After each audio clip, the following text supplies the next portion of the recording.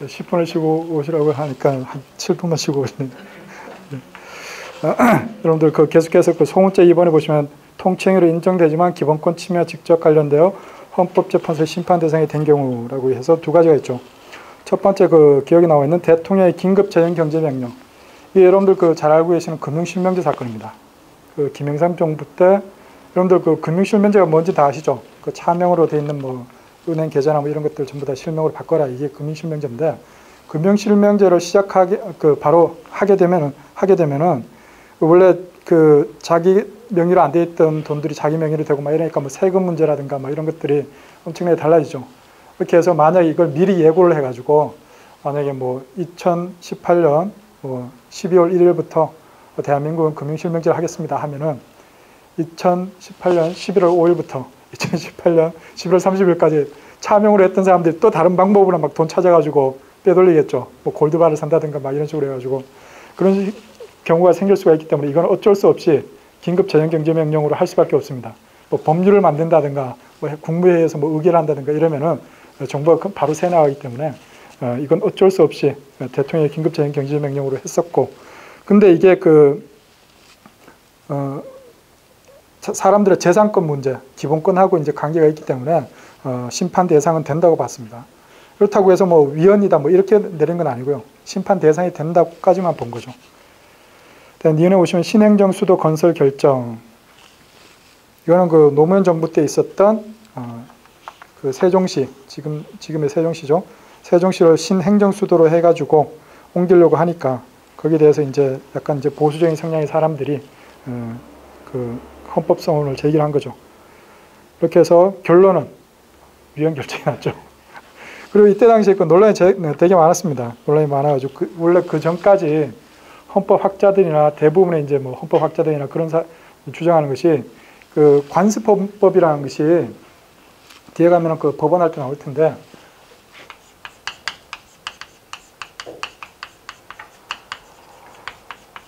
관습헌법은 성문헌법에 대해서 보충적 효력만 있다고 보는 것이 일반적인 견해였습니다.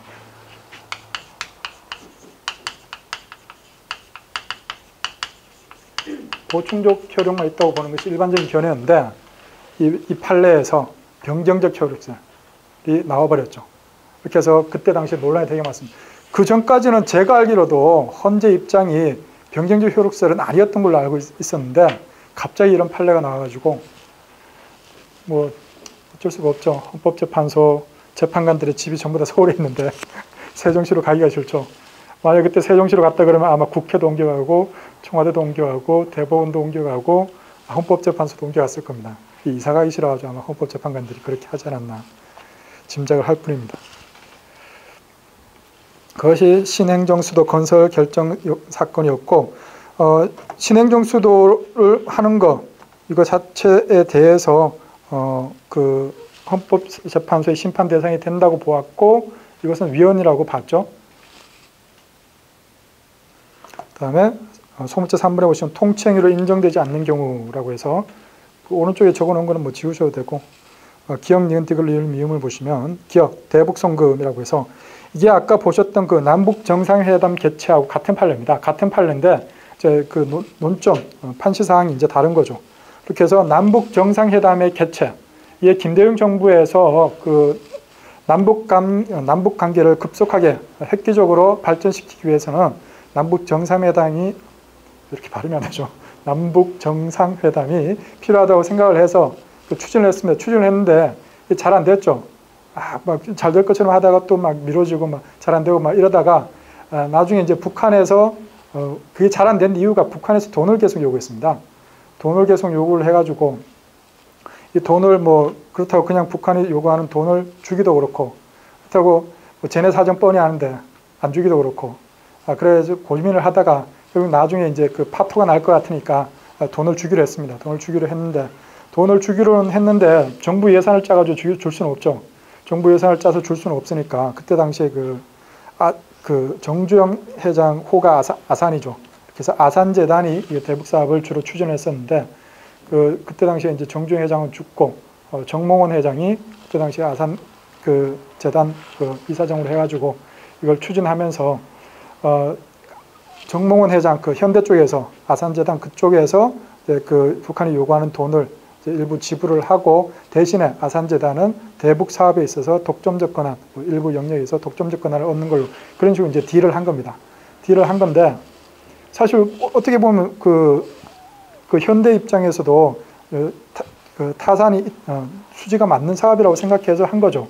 한 거고 그 정도 돈을 주고 우리가 몇 년 동안 이 사업을 독점적으로 하면 어느 정도 수익이 나겠다. 그걸 생각해서 한 건데 그 과정에서 이제 그때 당시에 남북 교류 협력에 관한 법률이라든가 이런 데 보면은 북한에 대해서 어떤 재정적 지원하거나 이런 게 하려면은 우리나라 그 재정경제부 장관의 승인을 받아야 되고 그리고 북한하고 또 그 뭔가 하려면은 그 통일부 승인을 받아야 되는 것도 있었습니다. 그 두 가지 장관 승인을 받아야 되는 절차가 있는데 그 절차를 생략을 한 겁니다. 생략을 하고 그냥 그 이제 근데 협의는 다 됐었죠. 협의는 다 됐는데 공식적인 승인만을 뺀 겁니다. 뺀 이유가 뭔지는 여러분들 짐작이 가시죠. 만약에 그게 공식적인 승인을 하는 절차를 밟았다 그러면은 알려지겠죠. 행정부 내에서도 알려지고 국회에도 알려지고 그러면은 그때 당시 한나라당이 뭐 입에 거품 물고 전부 다 반대를 하겠죠. 그러니까 이제 그거를 그 절차를 생략을 하고 몰래 한 겁니다. 몰래 했는데 그게 이제 정권이 바뀐 다음에 노무현 정부로 바뀐 다음에 이제 나중에 뒤늦게 그 한나라당이 이제 알게 된 거죠. 알게 돼 가지고 이걸 가지고 뭐 특검 요구하고 막 이렇게 해 가지고 수사가 들어가니까 그때 당시 이제 정몽원 회장이 그 불법은 불법이죠. 그 승인을 받아야 되는데 안 받았으니까 불법은 불법인 그 조사를 받는 과정에서 이제 심리적 압박감을 견디지 못하고 이제 그 검찰청 건물에서 뛰어내렸죠. 그래가지고 자살했던 사건이 이 대북송금 사건입니다. 그렇게 해서 대북송금 과정에서 그 승인을 요하는 그 절차를 생략을 해서 불법적인 대북송금이라고 해서 이 대북송금 절차 자체에 대해서는 통치행위로 인정되지 않고 사법심사를 해서 이때 당시에 유죄 판결을 받은 사람들도 있습니다. 뭐 산업은행이라든가 뭐 이런 몇 개 은행 관련 사람들도 있고 뭐 이렇게 유죄 판결을 받았죠. 그다음에 니은에 보시면 대통령의 국헌문란 목조의 비상계엄 선포. 그 두 번째 줄에 보시면은 그 판례 번호가 잘못 들어간 게 하나 있습니다. 그 대판 그 81도 1833 그거 있죠. 1833 그거는 지우셔야 됩니다. 그거는 지우시고 그거는 앞에 나와 있었던 판례입니다. 이게 어떤 판례인가 하면은 니은에 나와 있는 그 판례는 97년에 있는 96도 3376 그 판례는 이게 전두환 노태우 내란죄 사건입니다. 앞에서 나왔던 그 81년의 그 판례는 그 79년 10월 27일에 있었던 그 비상계엄 선포가 이게 잘못된 거다라고 주장을 했던 판례인데 이건 어떤 경우인가 하면은 이때 당시에 그 79년 10월 26일 날 11.6 사건이 일어나고 10월 27일 날 비상계엄이 선포되고 그 이듬해 서울의 봄이라고 해서 서울 지역에서 대학생들이 막 데모를 했는데 군대 나온다고 이제 막 소문이 도니까 그때 당시에 이제 서울역 광장에 모여있던 대학생들이 일부 학생들이 겁을 먹죠. 이렇게 해서 지금은 그 자유한국당이죠. 자유한국당에서 국회의원 하고 있는 심재철 그리고 뭐 김문수 막 이런 사람들이 주도해가지고 흔히들 얘기하는 서울역 해군이라는 걸 합니다. 그렇게 해서 대학생들을 서울역 앞에 모인 대학생들 수십만 명이 모였는데 그 학생들한테 야 군대 나온다니까 군대 나오면 우리 다 죽는다. 일단 헤어지자. 일단 흩어지자. 그렇게 해서 흩어집니다. 그때 그 끝까지 가자고 요구했던 사람이 뭐 유시민 막 이런 사람들입니다. 이런 사람들은 유시민은 그때 아마 복학생협의회 회장인가 뭐 그랬고 심재철은 서울대 총학생회장이었고 김문수는 그때 아마 졸업했는데 노동운동하고 있었던가 아마 그럴 겁니다. 근데 그런 사람들이 이제 모여가지고 막 논의를 했겠죠. 학생운동 지도부의 사람들끼리 모여가지고 그때 유시민은 우리 그 시청광장 뭐 광화문까지 끝까지 가야 된다. 여기서 끝장을 내야지. 여기서 흩어지고 나면은 다시 못 모인다 이 인원이. 그래가지고 끝까지 가자 했는데 심재철이 그때 서울대 총학생회장이니까 아무래도 좀 파워는 더 있었겠죠. 그래 흩어지자 그래가지고 헤어졌습니다. 헤어지고 나서 얼마 안 있어가지고 5.18이 일어났죠. 광주에서. 그게 만약에 그런 상황이 서울에서 일어났다. 서울역 앞에서 그 끝까지 가기로 하고 그 계속 갔다. 그럼 서울에서는 함부로 못할 겁니다. 전동 같은 경우. 광주 같은 경우에는 그냥 모든 그 통신이나 뭐 언론을 차단하고 그냥 그렇게 그 학살을 해버리면은 뭐 한동안은 모를 수가 있죠. 지금은 뭐 다 알고 있는 사실이지만 한동안 모를 수가 있는데 서울은 외신도 다 들어와 있고 통신을 막을 수가 없죠. 서울의 통신이 막히면은 국가의 통신이 막히는 건데 그렇게 해서 그게 아마 광주와 같은 그런 5.18과 같은 일은 없었을 텐데 그때 그렇게 해가지고 그 5.18이 일어나고 계엄이 계속 지속되는 상태에서 학생들은 계속 이제 뭔가 그걸 그 상황을 타개하기 위해서 뭔가 새로운 운동들, 새로운 시도들을 하죠. 그렇게 해서 1980년 10월에 모대학 학생들이 유인물을 만들어 가지고 뿌리는 것을 시작으로 해서 시위를 계획을 했습니다. 근데 그게 발각이 된 겁니다. 이때 발각이 돼가지고 이 학생들이 재판에 넘겨졌는데, 그 재판에 넘겨진 상태에서 이 학생들이 이 지금 상태의 이 계엄은 불법적인 거다라고 주장을 한 겁니다. 그렇게 해서 판단을 내린 것이 이 사건입니다. 이 사건이고, 이때 당시 이제 최종적인 그 판결은 계엄이 해제된 다음에 났습니다. 1981년 1월 14일에 계엄이 해제됐는데, 그 이후에 최종 판결이 났지만 이 학생들이 그 행동을 했을 당시에는 비상계엄 선포 상태였다. 그래서 그때 당시에 법령을 적용해야 된다라고 해서 이 학생들한테 유죄를 선고를 했죠. 유죄를 선고를 했는데 나중에 이 사람들 재심 들어갑니다. 재심 들어가지고 1998년인가 무죄로 다시 재심 나오죠. 재심으로 결정이 됩니다. 그 사건이 그 앞에서 보셨던 대통령의 계엄 선포 사건이고, 방금 보셨던 그 니은에 나와 있는 대통령의 국헌문란 목적의 비상계엄 선포는 이게 전두환 노태우 내란죄 사건입니다. 그래서 전두환 노태우가 자신들이 정권을 잡을 목적으로 12.12 반란을 일으켜가지고 비상계엄 선포한 12.12 반란을 일으키고 그 이듬해 5.18 비상계엄 확대를 결정하는 것은 이건 이제 내란 목적의 비상계엄 선포이기 때문에 통치행위로 인정되지 않는다. 그냥 범죄다. 그렇게 했던 사건이 이 대통령의 국헌문란 목적의 비상계엄 선포죠. 이때 당시에 대통령은 최규하였는데 최규하가 별 힘이 없었죠. 그 다음에 디귿에 보시면 대통령의 전시 증원 연습 결정. 한미연합 군사훈련을 하는 것을 결정하는 게 이게 고도의 정치성이 있는 행위인가 그렇지 않은가. 여러분들 고도의 정치성이 있는 행위라 그러면은 뭐 수시로 일어나는 행위면 안 되겠죠. 근데 이 한미연합 군사훈련 매년 합니다. 매년 하는데 이걸 할 건지 말 건지를 결정하는 게 고도의 정치성이 있는가? 그건 아니죠. 이게 그 한미연합 군사훈련이 계속 이름이 바뀝니다. 그 최근에 북한에서 연기 요청했던 거는 그 이름이 뭐였죠? 생각이 안 나네요. 네? UFC요? UFG? 을지 프리덤 뭐 그런 거였던 것 같은데, 제가 군대에 있을 때는 그 한미연합 군사훈련 이름이 팀스피릿이었습니다. 그래가지고 팀스피릿 훈련이라고 해서 했었는데, 저도 제가 직접 본 건 아닌데 이 훈련을 같이 했던 그 동아리 선배의 얘기를 들어보니까 그 우리나라 군인들 같은 경우에는, 여러분들 뭐 군대 갔다 오신 분들은 다 아시겠지만 그 총 쏘고 나면 탄피 있죠. 탄피 하나 없어지면 막 비상 걸리죠. 다 그 막 늦은 밤까지 그 탄피 하나 찾으려고 막 그 밥도 못 먹고 잠도 못 자고 막 그러죠.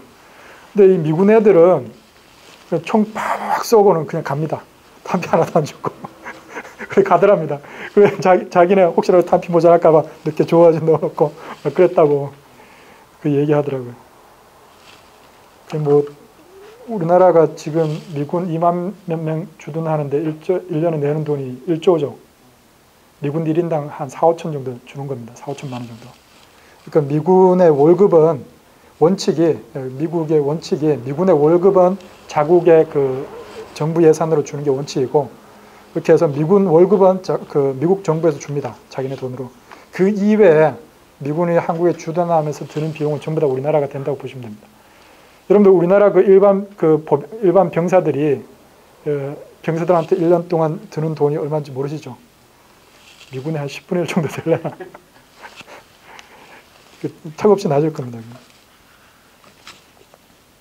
그 다음에 리을에 보시면 대통령의 긴급조치라고 해서, 이거는 유신헌법 시절에 있었던 그 긴급조치 위반으로 인해서 이 사람이 유죄 선고를 받습니다. 유죄 선고를 받은 이후에 나중에 이제 그 재심이 이루어진 겁니다. 재심이 이루어져가지고 그 긴급조치 위반으로 인한 그것은 긴급조치 자체가 그 사법심사의 대상이 된다라고 했던 거죠. 이 사람 되게 억울한 게, 진짜로 그 여러분들 흔히들 뭐 막걸리 보안법 이런 식으로 얘기를 하죠. 못 들어보셨나요? 막걸리 보안법이라고 해가지고 예전에 그 막걸리 마시고 술 마시고 이제 막 뭔가 정부 욕하고 대통령 욕하고 막 이러면 국가봉화법 위반으로 막 잡아오고 그랬던 시절이 있는데 80년대 그걸 이제 막걸리봉화법이라고 얘기했었는데 이때 당시엔 유신헌법 시대고 유신헌법 그 하에서 이 사람도 술 마시고 정부 욕을 한 겁니다. 술 마시고 야씨 대통령이 지 마음대로 하고 막 이게 무슨 민주주의가 막 그러면서 야 이게 뭐 김일성 독재나 뭐 박정희 독재나 똑같은 거 아니야 막 이런 식으로 얘기한 겁니다. 술 마시다가 그게 이제 걸려드는 겁니다. 걸려들어가지고 긴급조치 위반으로 유죄 선고받고 징역 갔다가 나중에 이제 재심해가지고 무죄 판결 받은 겁니다. 그다음에 미음에 보시면 대통령의 소원 취소라고 해서 이건 어떤 사건인가 하면은 이 일씨가 1990년에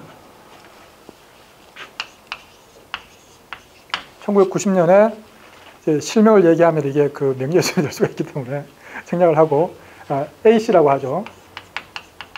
A씨 죽었습니다. 죽은 사람인데 A씨의 후손들이 이 사람의 그 공적을 해가지고 소원을 신청을 해가지고 이 사람이 이제 그 건국훈장 애족장을 받았습니다. 독립운동을 한 그것을 기려가지고 건국훈장 애족장을 받았는데 이게 2011년에 취소가 됩니다. 왜 취소가 됩니까? 이 사람이 독립운동 했던 적이 있습니다. 근데 그 이후에 그 독립운동 했던 기간보다 훨씬 긴 기간 동안 친일 활동한 겁니다.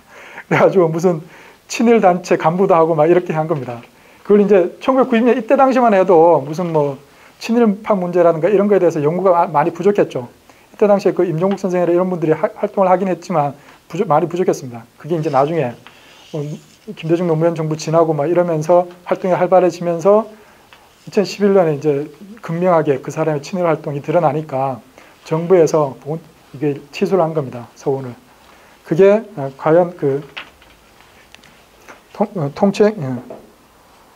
통치행위로 인정되는가 인정되지 않는가.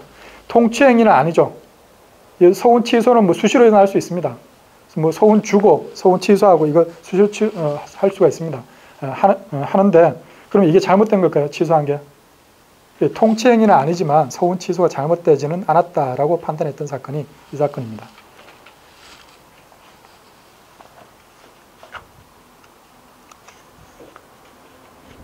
궁금하시면은 실명을 얘기하면 이게 진짜 아마 그 후손들이 어딘가 살고 있을 테니까. 그 행정법 사건 중에 보면 그런 사건 많습니다. 뭐 아들 군대 면탈하려고 막 그 계속 아들 해외로 들락날락하게 하고 막 이런 사람인데 그 판결문을 보니까 대전에 무슨 병원이라고 이름이 다 나와 있더라고요. 판결문을 보니까 이름이 다 나와 있고 대전에 S병원이라고 하죠. 대전 S병원이라고 해서 무슨 그 판결 다 나와 있는데 그 판결문에 그 병원 이름 나와 있으면 그 병원장이 누군지도 사람들 다 알 거고 그럴 텐데 그렇게 하면 안 될 것 같은데 다 그냥 보여주더라고요. 판결문에. 여러분들도 다운받을 수 있는 판결문에 보여주더라고요.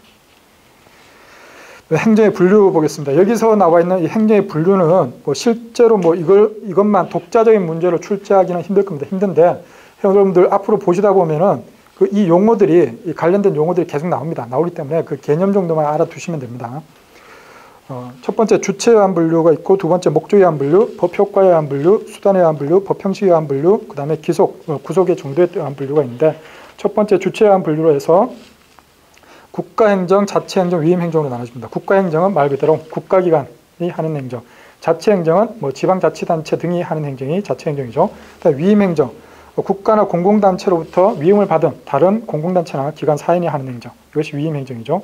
그다음에 목적, 무엇을 목적으로 하는가 거기에 따라서 구분하는 것이 이 목적에 따른 분류죠. 질서행정, 공공 안전 질서를 목적으로 하는 거고요. 급부행정, 국민 복지를 위해서 뭔가를 주는 거죠.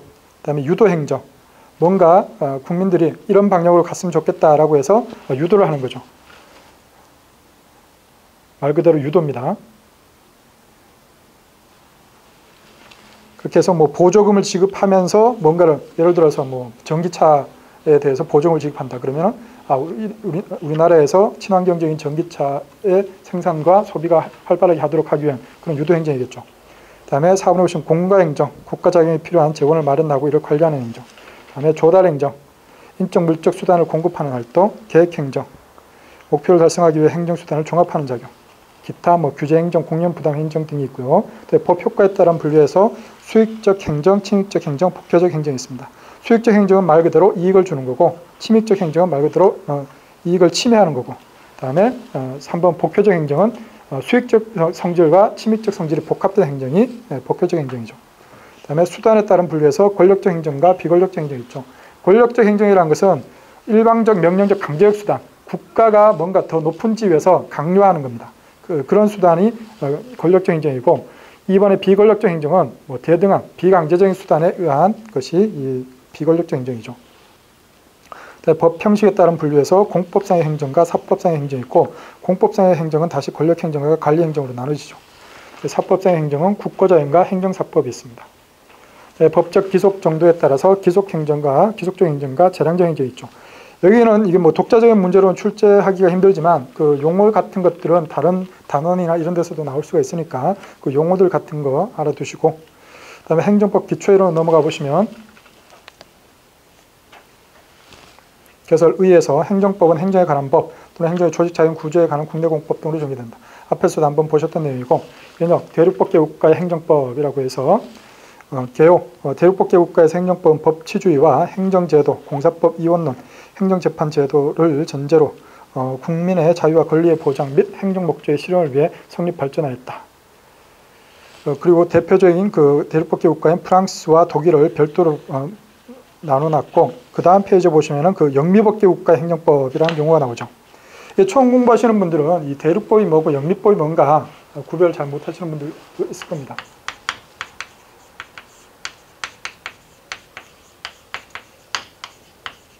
시험에 나오는 내용은 아닌데 여러분들 이 용어 대륙법, 영미법 이렇게 앞으로도 계속 나올 수가 있으니까 이 용어가 어떤 의미이고 어떻게 해서 이런 용어들이 나오게 됐는가를 설명을 드리면, 대륙법은 유럽 대륙 아까 보셨던 프랑스나 프랑스나 독일 이런 데를 얘기하는 겁니다. 그 위주로 해가지고 발달한 그 법 체계를 대륙법이라고 하고, 영미법은 말 그대로 영국과 미국입니다. 영국과 미국이 대표적이고, 영국과 미국의 영향을 받은 무슨 호주, 캐나다 이런 나라들 있죠. 그쪽 나라들도 전부 다 영미법 국가들이죠. 그러면 이 대륙법과 영미법의 구분은 왜 나타나게 되었는가?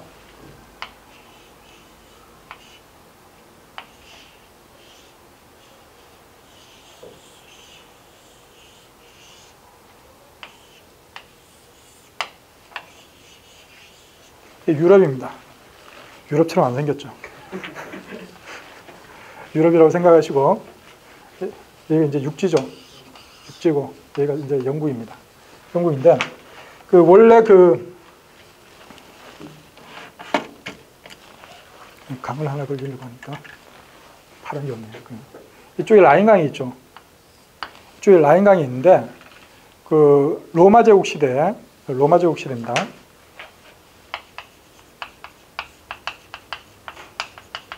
로마 제국이 북아프리카도 다 점령하고 이쪽 페르시아 이쪽까지도 막 진격하고 막 했는데 넘어가지 못한 데가 있었습니다. 어딘가 하면은 라인강 동쪽입니다.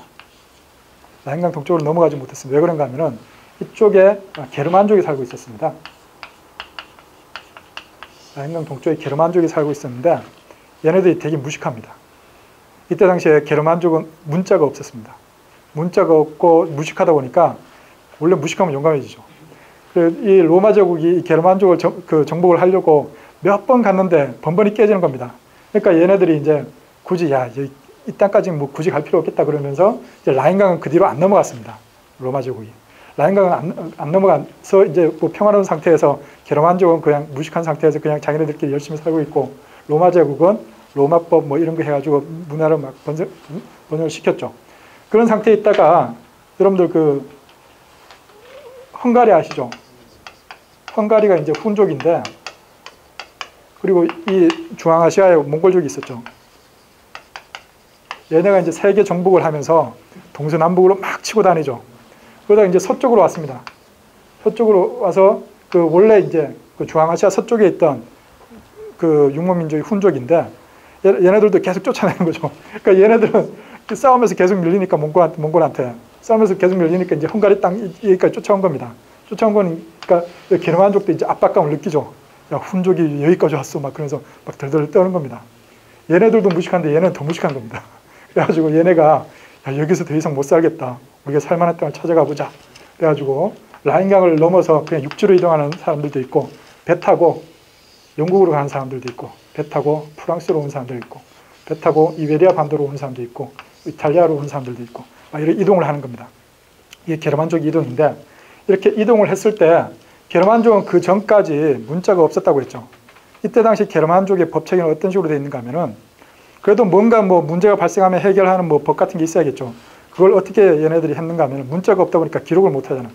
못 하니까 뭔가 문제가 생기면은 그 동네에서 이제 뭐 가장 나이가 많은 사람이라든가 아니면 뭐 연륜 좀 있는 사람 중에서 좀 똑똑한 사람, 그런 사람들이 그 사건을 자체적으로 처리를 하는 겁니다. 이렇게 해서 이 사건에서 뭐 이렇게 하는 게 좋겠다.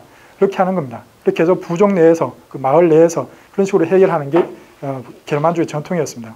게르만족의 전통이었는데, 이 게르만족이 이동을 하면서 그런 그 체계까지 이제 같이 가져가는 거죠.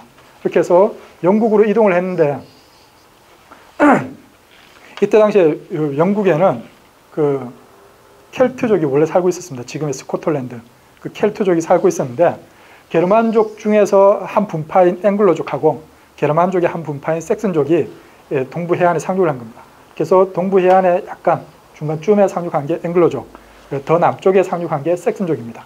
얘네들이 영국 땅에 딱 내려보니까 야, 여기 그 라인강 동쪽보다 살기 좋은 것 같아. 막 그러면서 야, 막 돌아다니다 보니까 켈트족이 있죠. 얘네 뭐야? 그러면서 그러니까 켈트족은 평화롭게 자기네들끼리 살다가 갑자기 앵글로족하고 섹슨족이 들어와가지고 막 죽이고 그러니까 이제 도망을 간 겁니다. 그래서 북쪽으로 도망간 애들이 스코틀랜드, 서쪽으로 도망간 애들이 웨일즈죠. 그렇게 해서 도망가가지고 지금도 그냥 별로 사이는 안 좋죠. 그렇게 해서 지금도 그렇게 살고 있습니다. 이렇게 살고 있는데, 앵글로 섹슨족은 그렇게 해가지고 여기서 앵글로 섹슨족이 이제 형성이 된 겁니다. 그렇게 해서 잉글랜드에서 살고 있는데, 다른 지역에 간 애들은, 다른 지역에 뭐 프랑스나 뭐 이베리아 반도나 이탈리아 이런 데 간 애들은 이 영국하고는 이제 그 바다로 떨어져 있으니까 교류가 별로 없죠.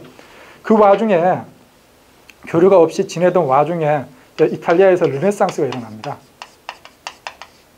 르네상스, 문예 부흥운동이 일어나가지고, 이때 당시에 어떤 이 르네상스 운동의 그 사조 중에 하나가 뭐였는가 하면은 로마법을 다시 보자.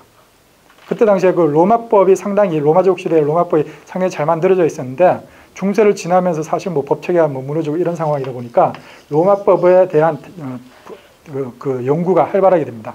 이렇게 해서 이탈리아에서 먼저 그런 운동이 일어나고, 이탈리아를 넘어서 프랑스라든가 스페인 뭐 이런 지역으로 다 퍼집니다. 근데 영국은 이게 바다로 떨어져 있죠. 이 영향에서 벗어난 겁니다. 영국은. 그러다 보니까 영국은 그 전에 원래 라인강 동쪽에 살고 있던 게르만족이 하던 방식대로 뭔가 문제가 생기면은 뭔가 좀 괜찮은 사람이, 뭔가 똑똑한 사람이, 지혜로운 사람이 그 문제에 대해서 판단을 내리는 겁니다. 판단을 내려, 그런 체제가 계속 유지가 되는데, 나중에는 이제 이 사람들이 이제 문제가 생기죠. 문제가 생기니까 기록을 할 필요성을 느낀 겁니다. 그렇게 해서 그 체제는 그대로 유지를 하면서 그걸 기록을 한 겁니다. 그게 이제 계속 판례로 쌓이는 거죠. 판례로 쌓여가지고 순회 재판이라고 해가지고 그런 문제, 그런 재판을 하기 위해서 이제 중앙 정부에서 사람들을 보냅니다. 어느 시에 어느 동네에 뭐 이제 한 사람씩 이제 보내가지고 그 사람들이 그 동네에서 쌓여있던 문제들을 재판을 하고 거기에 대해서 기록을 해가지고 가져옵니다.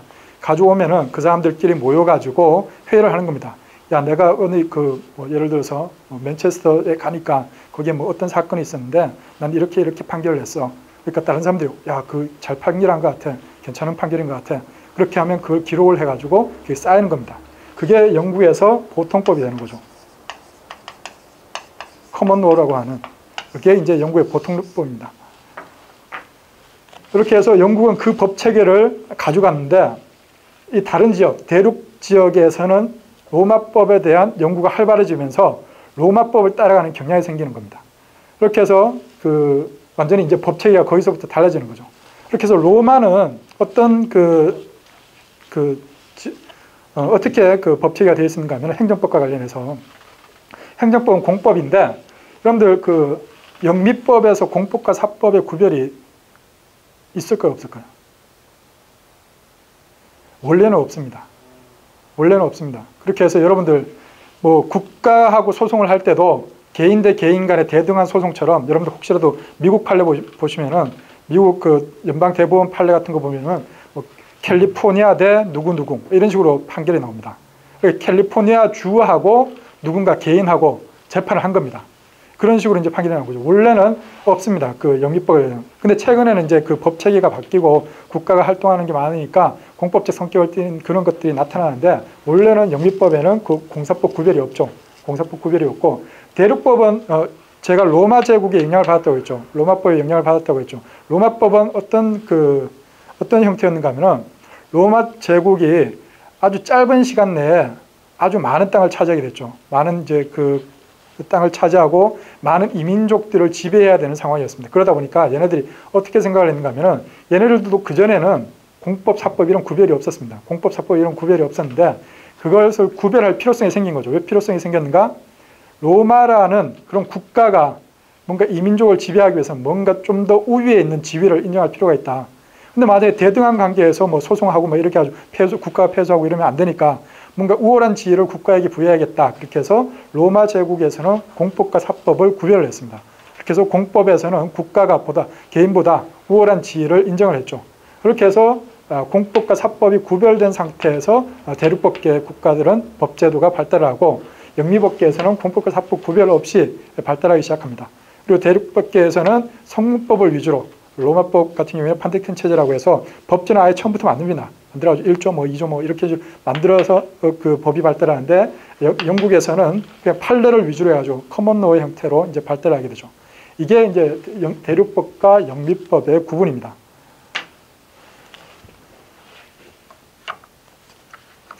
이렇게 해서 대륙법계 국가의 행정법이라고 해서 개요에서 보시면은 법치주의와 행정제도, 공사법 이원론, 행정재판제도를 전제로 하고요. 행정제도란 것이 무엇인가 그 아래 설명이 되어 있죠. 각자 보시면 될 것 같고 프랑스 행정법. 프랑스는 행정법이 최초로 성립한 국가로 평가된다. 이렇게 해서 앞서 여러분들 그 혁명의 과정을 거치면서 국가로부터 그 입법권을 뺏어오고 그런 식으로 해가지고 국가가 제대로 행정을 했는지 안 했는지 그걸 판단을 하기 위해서 나온 것이 꽁세우됐다라고 했죠. 계속 꽁세우됐다. 행정재판소, 국참사원의 판례와 공용무 관념의 발달을 중심으로 행정법이 발달하였다. 꽁세우됐다의 설립, 그 다음에 공용무 관념의 발달. 공용무는 뭔가 하면 쉽게 얘기하면 이게 정확한 개념을 이해하려고 하면 이게 되게 힘듭니다. 이건 행정법 전공자도 힘듭니다. 공용무 관념을 이해하기 위해서는. 이 공용무 관념 이 하나만 가지고 박사 논문도 있고 한 200페이지 되는 박사 논문도 있고 그러니까 이걸 이해하시려고 하지 마시고 그냥 공용무란 무엇인가 프랑스 행정법에서 나오는 개념인데 프랑스 행정법이 적용되는 영역이 공용무다. 그렇게 기억을 해두시기 바랍니다. 블랑코 판결 거의 모든 교수님 책, 거의 모든 강사들 책에서 이 블랑코 판결을 적어놨는데 시험에 나온 적은 한 번도 없습니다. 이렇게 해서 여러분들도 제목만 기억해 두십시오. 그 다음에 독일 행정법이라고 해서 오토마이어는 프랑스 행정법을 본받아 독일 행정법의 학문적 체계를 이루었다. 독일 행정법은 원칙적으로 국가 권위주의에 기초하여 공권력의 개념을 중심으로 성립 발전하였다. 그렇게 해서 우리나라 같은 경우에는 우리나라의 행정법 체계가 어떻게 형성되었는가 하면 일제시대 때 일본의 영향을 받죠. 그럼 일본은 어디에 영향을 받았는가? 독일의 영향을 받았습니다. 그럼 독일은 어디에 영향을 받았는가? 프랑스의 영향을 받았습니다. 그래서 프랑스가 독일 그 행정법의 탄생지라고 했죠. 프랑스에서 처음으로 탄생을 하고 바로 국경 넘으니까 독일에 영향을 줬겠죠. 독일에 영향을 주고 그 독일 거를 일본이 받아들이고 일본 거를 그 한국이 받아들인 그런 형태로 해서 우리나라 행정법은 발달해 왔는데 그러다 보니까 예전에는 그 유학을 가면은 한 60년대, 70년대까지는 일본으로 많이 갔습니다. 일본으로 많이 갔는데 70년대까지 일본으로 많이 갔는데 그 일본으로 갔다 온 사람들이 맨날 헛소리만 하고 막 이러니까 좀 젊은 학자들이 야 그건 아닌 것 같아. 그러면서 이제 그 다음에 이제 독일로 가기 시작했죠. 80년대. 그래가지고 80년대 한 중반 되면 독일에서 박사학위 받아오는 사람들이 이제 나타나기 시작합니다. 독일로 이제 유학을 가다가 독일도 어차피 프랑스에서 넘어온 건데 프랑스로 한번 가볼까 그러면서 90년대 되면은 프랑스로 유학 가는 사람들이 꽤 생깁니다. 그래서 지금은 보면은 물론 독일 유학파 중에서는 제일 많습니다. 제일 많은데 프랑스 유학파들도 지금은 꽤 많이 뭐 주요 대학에 교수로 있고 뭐 그렇게 하더라고요. 제가 보기엔 뭐 유학 갔다 와도 그냥 하는 소리는 다 헛소리 같고 제가 못 갔기 때문에 유학 갔다고 해가지고 뭐 행정법을 잘 알고 이러진 않습니다. 자기가 뭐 연구한 그 논문과 관련된 주제는 잘 알지 몰라도 이런 데 나와서 1시간 강의해봐라 그러면 막 강의도 못, 말도 못하고 막 그럽니다. 뭐 교수도 마찬가지고. 국고이론, 뭐 개념 정도만 알아두시면 됩니다. 그 의에서 보시면 국고이론이란 공권력 행사 주체로서의 국가의 지위와 재산권 행사 주체로서의 국가의 지위를 구분한 이론을 말한다. 공권력 주체로서의 지위는 공법인 행정법의 적용을 받고 행정법원의 관할에 속하며 재산권 주체로서의 지위는 사법의 적용을 받고 사법법원의 관할에 속한다. 이렇게 해서 국가가 하는 일이 전부 다 무슨 그 공적인 일은 아니죠. 국가가 하는 일 중에 뭐 사적인 성격을 갖고 있는 것도 있습니다. 그래서 국가가 뭐 그 예를 들어서 정부 부처에서 쓰던 물건들이 막 있는데 물건들을 교체를 했습니다. 혹시라도 중고로 팔릴까 싶어가지고 중고시장에 내놨습니다. 그럼 이게 국가 공권력 행사입니까? 아니죠. 그냥 중고 물품 사고 파는 겁니다. 일단 일반 개인들끼리 사고 파는 거하고 똑같은 거죠. 취지, 근거, 원인. 독일에서 공권력의 주체로서의 국가와는 별개로 국고라는 개념이 형성된 것은 재산권의 주체로서의 국가에 일반인처럼 민사재판의 재판권을 적용할 필요가 있었기 때문이다. 만약에 여러분들 정부 부처에서 나온 중고 물품을 개인하고 그 거래를 했다. 근데 나중에 그 물건에 문제가 생겼다. 이렇게 해서 개인이 손해배상해달라고 막 하는데 국가가 야, 우린 국가야. 그런 거 안 해줘. 막 이렇게 하면은 안 되겠죠. 그런 경우가 있을 수가 있기 때문에 이런 경우에는 그냥 민사사건으로 이제 가서 배상을 해주도록 하는 겁니다. 최근의 경향, 제2차 세계대전 후에 독일 기본법은 민주국가 원리와 사회적 법치국가 원리를 명문화함으로써 공권력 중심의 전통적 행정법 체계를 국민의 권익구조와 행정통제를 중심으로 한 행정법 체계로 전환시켰다. 다음에 영미법계 국가의 행정법이라고 해서 영국의 행정법은 보통법과 법의 지배의 전통으로 인해 일찍부터 특수한 법체계로 성립될 수 없었으나 특수한 법체계로 성립될 수 없었다는 이게 무슨 말인가 하면 공법이 따로 발달하지 않았다는 겁니다. 영국은 무슨 사건이 생기면 그냥 원래는 국가 대 개인이든 개인 대 개인이든 전부 다 똑같은 법리가 적용됐습니다. 없었으나 제2차 세계대전 후 보통법에 대한 예외, 보통법의 전통과의 조화를 이루면서 발전, 오늘날에는 행정법의 특수성이 인정되고 있다. 보통법의 전통을 포기하고 부정함으로써 발전한 것이 아니다. 그래서 원래의 그 특징인 보통법과 법의 지배라는 전통도 유지가 되면서 거기에 대한 예외를 인정함으로 인해서 행정법이라는 특수한 법체계가 제2차 세계대전 후에는 발달하기 시작했다는 얘기입니다. 소음자 1번에 보통법과 법의 지배라는 얘기가 나오고요. 소음자 2번에 보시면 행정위원회. 그래서 영미법계 국가들은 이 행정위원회들을 많이 설치를 하죠. 그 다음에 4번에 보시면 대한민국의 행정법이라고 해서 우리나라의 행정법은 독일의 외견적 입헌군주체제를 개수한 일본 행정법을 계승하였다. 전통적으로 대립법계의 영향을 받아 행정의 특유한 공법으로서의 성격을 강조하는 공법, 사법, 이원적 법체계를 유지하고 있으면서도 행정권 내부에 독립된 행정법원이 없어 행정사건도 별도의 행정법원이 아닌 사법법원의 관할에 속하는 사법국가의 형태를 띠고 있다. 시험하고는 별로 상관없는데 여러분들 행정법 끝까지 공부하시다 보면 이 내용들 다 나오는 겁니다. 그 다음에 갈로 3번에 보시면 특수성이라고 해서 행정법의 특수성, 내용적 특수성, 행정주체 우월성. 국가라는 행정주체는 개인보다 우월한 지위에서 행정법이 적용이 되겠죠. 그 다음에 공익우선성. 행정법은 공익을 목적으로 하니까 공익이 우선하겠죠. 그 다음에 집단성, 평등성. 행정법은 불특정 다수인을 대상으로 하고 그들에게 법적 평등이 보장됩니다. 그 다음에 형성주임법. 사법은 법체계가 확립되어 있지만 행정법은 아직 법체계가 확립되지 않았습니다. 그 다음에 형식적 특수성, 성문성. 그 다음에 형식적 다양성. 성문성, 당연히 문서로 되어 있다는 그런 의미죠. 그 다음에 형식적 다양성, 형식이 다양합니다. 헌법이 행정법의 법원이 되기도 하고 법률이 되기도 하고 그 다음에 명령 규칙 이런 것들도 있죠. 그 다음에 성질의 특수성, 재량성, 획일성, 강행성, 기술성, 수단성, 단속 규정성, 명령 규정성, 행위 규범성 이러한 것들이 성질상의 특수성입니다. 주로 많이 나오는 게 그 성문성인가 아닌가, 형식적 다양성이 있는가 없는가 이걸 주로 많이 물어보고 이 부분도 자주 출제되는 내용은 아닙니다.